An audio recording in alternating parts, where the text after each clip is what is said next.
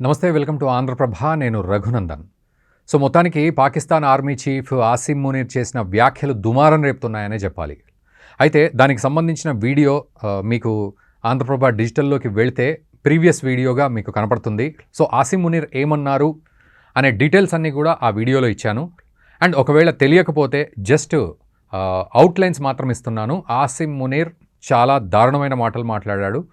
ఆయన ఫ్లోరిడాలోని టాంపా అనే ప్రాంతంలో అమెరికా గడ్డ మీద ట్రంప్ అండ చూసుకుని ఒకానొక పాకిస్తానీకి సంబంధించిన ఒక ఈవెంట్లో దాదాపు 100 నుంచి 120 మంది ఉన్న పాకిస్తానీస్ ఉన్న ఈవెంట్లో ఆయన పిచ్చి ప్రేలాపనలు చేశారు. ఓన్లీ అవుట్లైన్ మాత్రమే అందిస్తున్నాను. ఆయన ఏమన్నారంటే, భారత్ గనక ఈ ఇండస్ వాటర్ ట్రీటీని గనక అగ్రీ చేసి కంటిన్యూ చేయకపోతే, వాళ్ళు డ్యాములు గనక కడితే కట్టనిస్తాం మేము. ఆ తర్వాత మేము ఒక 10 మిజైళ్లు వేసి ఆ డ్యాములన్నీ కూల్చి పడేస్తాం. మాది న్యూక్లియర్ దేశం. ఒకవేళ మేము కిందికి పతనమవుతున్నాము అంటే సగం ప్రపంచాన్ని నాశనం చేస్తాం. అండ్ భారత్ లాంటి దిగ్గజ దేశాలు ఎకనామికల్గా అద్భుతంగా వెళ్తుంది అనుకుంటున్న దేశాన్ని మర్సిడీస్ బెంజ్తో పోల్చి మేము ఒక డొక్కు ట్రక్ లాంటి వాళ్ళము, మేము గనక వచ్చి ఆ బెంజ్ను గుద్దితే భారత్ చెక్కలైపోతుంది అన్నట్టుగా ఇండికేటివ్గా మాట్లాడడం జరిగింది. అండ్ ముఖేష్ అంబానీ లాంటి వాళ్లను లేపేస్తాం అని ఆయన ఇండైరెక్ట్ వార్నింగ్లు ఇచ్చారు. ఇవన్నీ ఆయన మాట్లాడారు. అండ్ ఆపరేషన్ సింధూర్లో మాకు జరిగిన నష్టాన్ని మేము చెప్పుకున్నాం, కానీ భారత్ అలా చెప్పుకోలేదు. కుంచితమైన స్వభావం కల భారత్ ఇది అని చెప్పి భారత్ మీద పూర్తిగా ఆయన విషం కక్కాడు. దానికి మన భారత్ కూడా స్పందించింది. అయితే దీనికి సంబంధించి గవర్నమెంట్ ఆఫ్ ఇండియా తరఫు నుంచి ఒక స్టేట్మెంట్ అయితే విడుదలైంది. Our attention has been drawn to remarks reportedly made by the Pakistani Chief of Army Staff while on a visit to the United States. అంటే యునైటెడ్ స్టేట్స్కి వెళ్ళిన క్రమంలో ఈ మాటలు మాట్లాడాడు ఆయన. Nuclear sabre rattling is Pakistan stock in trade. అందరికీ తెలిసిందే అన్నట్టుగా భారత్ ఏం చెప్తోందంటే, న్యూక్లియర్ దేశమని ప్రతిసారి ఈ ప్రగల్భాలు పలుకుతూ నఖజిత్తుల విన్యాసాలు చేస్తూ బెదిరించడం అనేది రెగ్యులర్ ప్రాసెస్లో భాగం పాకిస్తాన్కి అనే పద్ధతిని అక్కడ చెప్తూ ఉన్నారు. The international community can draw its own conclusions on the irresponsibility inherent in such remarks which also reinforce the well held doubts about the integrity of nuclear command and control in a state where the military is hand in glove with terrorist groups. దీన్ని బట్టి international community కూడా అర్థం చేసుకోవాలి. ఎందుకంటే international community ఎందుకు అర్థం చేసుకోవాలంటే, చాలా సందర్భాల్లో అమెరికా కానీ తర్వాత బ్రిటన్ కానీ చైనా కానీ పాకిస్తాన్ని ఏమీ అనని సందర్భాలు చాలా ఉన్నాయి. కొన్ని యూరోపియన్ కంట్రీస్ కూడా అండ్ అరబ్ కంట్రీస్ కూడా. దీన్ని బట్టి ఇంటర్నేషనల్ కమ్యూనిటీ కూడా అర్థం చేసుకోవాలి అని భారత్ చెప్తోంది. ఎందుకంటే international community, for example United Nations General Assembly UNGAలో పాకిస్తాన్కి సపోర్ట్ చేస్తూ చాలా దేశాలు మాట్లాడాయి. భారత్ ఎన్నోసార్లు పాకిస్తాన్ని ఒక రకంగా బండబూతులు తిట్టినంత పనిచేసింది. ముఖ్యంగా మన S. జయశంకర్ కానీ మిగతా వాళ్ళు కానీ స్పోక్స్ పర్సన్స్ ఎవరైనా ఉంటే వీళ్ళంతా కూడా UNGAలో పాకిస్తాన్ని ఎండగట్టారు. పాకిస్తాన్ ఏదైనా ఎక్స్పోర్ట్ చేస్తుంది అంటే టెర్రరిజంని మాత్రమే ఎక్స్పోర్ట్ చేస్తుంది. పాకిస్తాన్ జీడిపిని ఎకనామికల్గా కాదు టెర్రరిజంలో మనం కొలవాలి అని చాలా సందర్భాల్లో ఇంటర్నేషనల్ లెవెల్లో భారత్ తిట్టిన సందర్భం. ఈరోజు అంటే అయినప్పటికీ కొన్ని దేశాలు సమర్థించాయి పాకిస్తాన్ని. ఈరోజు ఇంటర్నేషనల్ లెవెల్లో కూడా మీరు అర్థం చేసుకోండి, పాకిస్తాన్ ఎటువంటి ఈ బ్లాక్మెయిల్ దేశం అనేది ఇప్పటికైనా అర్థం చేసుకోండి, ఇటువంటి నక్కజిత్తుల విన్యాసాలని అని ఇక్కడ చెప్పగానే చెప్తున్నారు. అండ్ ఒక రకంగా డైరెక్ట్ చెప్తున్నారు. And at the same time hand in glove with terrorist groups. అక్కడ మిలిటరీ పాలన ఉంది పాకిస్తాన్లో అని మనం అనుకుంటాం, కానీ hand in glove with terrorist groups. టెర్రరిస్టులతోటి ఎలా మమేకమై ఉంది అక్కడ పాలన అనేది మీరు ఒక్కసారి అర్థం చేసుకోండి. ఎందుకంటే భారత్ నిజానికి ఓన్లీ టెర్రరిస్ట్ గ్రూప్స్ మాత్రమే కొట్టింది, 9 బేసెస్ని కొట్టింది.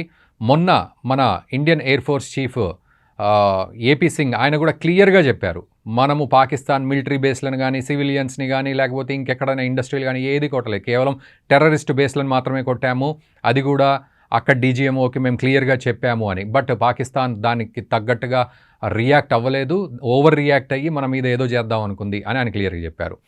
ఇక్కడ మనం కొట్టింది టెర్రరిస్టులని, కానీ రియాక్ట్ అయ్యేది పాకిస్తాన్ అన్నట్టుగా ఉంది. అది కూడా ఇప్పుడు చెప్పాము. It is also regrettable that these remarks should have been made from the soil of a friendly third country.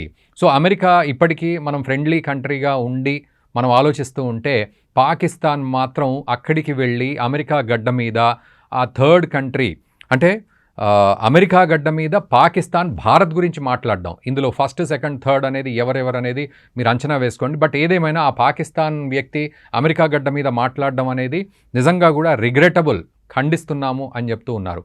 నిజానికి ఇంత ధైర్యం ఎందుకు వచ్చింది ఆసిమ్ మునీర్కి అంటే, జూన్లో అమెరికాకు పిలిచి డొనాల్డ్ ట్రంప్ బాగా తిండి పెట్టాడు ఆయన. సో భోజనం చేశారు, వీళ్ళు లంచ్ చేశారు. సో అప్పుడు చక్కగా ఫోటోలు దిగారు. ప్రపంచానికి మొత్తం పాకిస్తాన్ తడాఖా చూపెట్టినంత పని అయింది. ఎస్, మా మార్షల్ కూడా అక్కడికి వెళ్ళి డొనాల్డ్ ట్రంప్తో చక్కగా భోజనం చేశాడు, పానేసుకున్నాడు అన్నట్టుగా పాకిస్తాన్ వాళ్ళు సంబరపడ్డారు. సో అదొకటి ఎత్తైతే, తర్వాత భారత్ ఎక్కడా తలొగ్గలేదు. 25% టారిఫ్ వేశారు, 50% టారిఫ్ అన్నారు, ఎక్కడా తలొగ్గలేదు. మేము కడతాం, కట్టి మరీ మేము చూపెడతాం మా తడాకా అని ప్రధాని మోదీ ఆన్సర్ ఇచ్చారు. భారత్ అలా ఆన్సర్ ఇచ్చేసరికి డొనాల్డ్ ట్రంప్కి కూడా ఏం చేయాలో అర్థం కావట్లే. సో ఓ రకంగా పాకిస్తాన్ని రెచ్చగొట్టడం జరుగుతోంది. దాదాపు వారం 10 రోజుల నుంచి సరిహద్దు రేఖ వెంబడి పాకిస్తాన్ కాల్పులు జరుపుతోంది. ఎప్పుడో మర్చిపోయిన కాల్పుల్ని మళ్ళీ గుర్తు చేస్తోంది పాకిస్తాన్. ఆ తర్వాత మొత్తం తట్టాబుట్టా అన్నీ సర్ది అమెరికాకు చేతిలో పెట్టినట్టుగా ఇక్కడ మా మినరల్స్ వాడుకోండి, ఆయిల్ రిజర్వ్స్ ఉంటే అవి వాడుకోండి అని చెప్పి అమెరికాకు కట్టబెడుతోంది. సో అమెరికా నుంచి కూడా ఆయిల్ డంప్ చేసుకునే ప్రయత్నం చేస్తోంది. ఇప్పుడు వాటికి సంబంధించిన ఎంఓయూస్ కూడా జరిగాయి. సో ఈ రకంగా అమెరికాకు దాసోహం అంది. ఒకప్పుడు దాసోహం అన్న పాకిస్తాన్కి మెల్లిగా భారత్ బుద్ధి చెప్తే ఆ తర్వాత అమెరికా పక్కకు జరిగింది, చైనా హక్కున చేర్చుకుంది. ఈరోజు చైనా కొంచెం పక్కకు జరిగితే మళ్ళీ అమెరికా రావడం, ఈవెన్ అమెరికా కూడా చైనాను పక్కకు నెట్టేసి మరి పాకిస్తాన్ మీద పెత్తనం చెలాయించి పాకిస్తాన్ భుజం మీద తుపాకీ పెట్టి భారత్ని కాల్చే ప్రయత్నం చేస్తోంది. కేవలం భారత్ భయపడట్లేదు కాబట్టి. అందుకే పాకిస్తాన్ అలా ఎగురుతోంది. ఆసిమ్ మునీర్ ఆ గడ్డ మీద ఇటువంటి వ్యాఖ్యలు చేయడానికి ధైర్యం దొరికింది. India has already made it clear that it will not give in to nuclear blackmail. ఎటువంటి బ్లాక్మెయిల్స్ని మేము పట్టించుకోము. India has already made it clear that it will not give it to అంటే, సో మేము ఆ న్యూక్లియర్ బ్లాక్మెయిల్స్ని సహించే పరిస్థితి అయితే లేదు. We will continue to take all steps necessary to safeguard our nation security. So మన భద్రత విషయంలో ఎటువంటి కాంప్రమైజ్ లేదు, మేము కావాల్సిన అన్ని స్టెప్స్ మేము తీసుకుంటాము అని కుండబద్దలు కొట్టారు. ఇది మన అఫీషియల్ స్పోక్స్ పర్సన్ నుంచి వచ్చింది, రణ్ధీర్ జైస్వాల్ నుంచి, ఆయన దగ్గర నుంచి వచ్చింది. ఇది కేవలం ఫస్ట్ రియాక్షన్ మాత్రమే. ఆ తర్వాత మళ్ళీ ఎస్ జయశంకర్ గారు మాట్లాడతారు. ఆ తర్వాత వివిధ రకాల కోణాల్లో మనము 100% ఆన్సర్ ఇస్తాము, ఇది 100% ఉంటుంది. అండ్ ఇక్కడ మనం ప్రత్యేకంగా ఒక మాట గుర్తు చేసుకోవాలి. ప్రధాని మోదీ ఒకానొక సందర్భంలో అన్నారు, పాకిస్తాన్ మనల్ని న్యూక్లియర్ వేస్తాము, బాంబులు వేస్తాము, మిజైల్స్ వేస్తామని భయపెడుతుంది, మన దగ్గర ఉన్నవి దీపావళికి కాల్చుకోవడానికి కాదు అని ఒక మాట అన్నారు. చాలా వైరల్ కూడా అయింది. సో దీన్ని బట్టి మనం గుర్తుపెట్టుకోవాలి, ఒకవేళ పాకిస్తాన్ నిజంగానే బెదిరించి అట్లాంటి పనులు చేస్తుందా అంటే అఫ్కోర్స్ చెయ్యదు, కేవలం బెదిరింపు మాత్రమే. అలా చేస్తే మాత్రం ఆపరేషన్ సింధూర్ ఆల్రెడీ జస్ట్ పాజ్లో ఉంది, ఇంకా అది అయిపోలేదని ఆల్రెడీ గవర్నమెంట్ చెప్పింది. అది కంటిన్యూ అయ్యే అవకాశాలు ఉంటాయి. And at the same time Pakistan తోకను ఈసారి మడతబెట్టి పంపించాం, రేపు కట్ చేసి పంపించాల్సిన పరిస్థితి వస్తుంది. ఆ తర్వాత పాకిస్తాన్ ఏం మాట్లాడినా కూడా అమెరికా కూడా సైలెంట్గా ఉంటుంది, చైనా ఇన్వాల్వ్ కూడా కాదు. ఇప్పటికే చైనా ఇన్వాల్వ్ కాకుండా ఉండే సిచ్యువేషన్స్లో ఉంది, ఎందుకంటే అమెరికా ప్రెషర్ చైనా మీద, భారత్ మీద ఉంది కాబట్టి ఖచ్చితంగా Bharat and China strategical partnerships maintain చేస్తారు.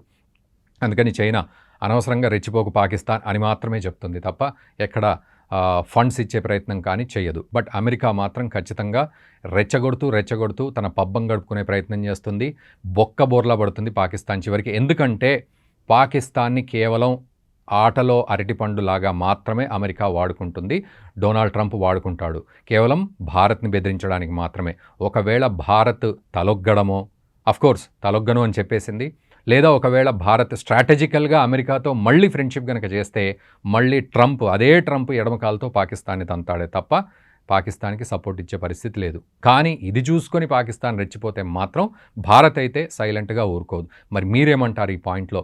ఎలా బుద్ధి చెప్తే బాగుండు? మొన్న నేను చేసిన వీడియో యుద్ధం ఎందుకు చేయలేదు మనం అనే దానికి చాలామంది కామెంట్స్ చేశారు, అవును యుద్ధం చేయకపోవడమే మంచిది అని. ఒకళ్ళిద్దరు మాత్రం యుద్ధం చేసి అసలు పాకిస్తాన్కి బుద్ధి చెప్తే అయిపోయేది. మొదటి నుంచి మన దేశంలో రాజులు కూడా అలాగే దండయాత్ర చేసి వచ్చిన వాడిని క్షమించి పంపించేశారు, ఆ తర్వాత వాళ్ళ చేతుల్లో హతమైన సందర్భం మన దేశంలో చూశామని చెప్పి కొంతమంది కామెంట్స్ చేశారు. బట్ స్టిల్ ఇప్పటికీ కూడా మన దేశం యుద్ధం కోరుకోదు, ఎదుటివాడు యుద్ధం చేయాలని ప్రేరేపించదు. కానీ అనివార్యమైన పరిస్థితుల్లో మాత్రం ఏ యుద్ధమైనా చేయాల్సి వస్తే భారత్ తనదైన శైలిలో దానికి సమాధానం చెప్తుంది, స్ట్రాటజికల్గా కూడా దానికోసం రెడీగా ఉంది అనే ఇప్పుడు భారత్ చెప్తోంది. అండ్ మీరేమంటారో కూడా కామెంట్ చేయండి. ఈ వీడియోని ఖచ్చితంగా మీ మిత్రులకు కూడా షేర్ చేయండి. Thank you very much.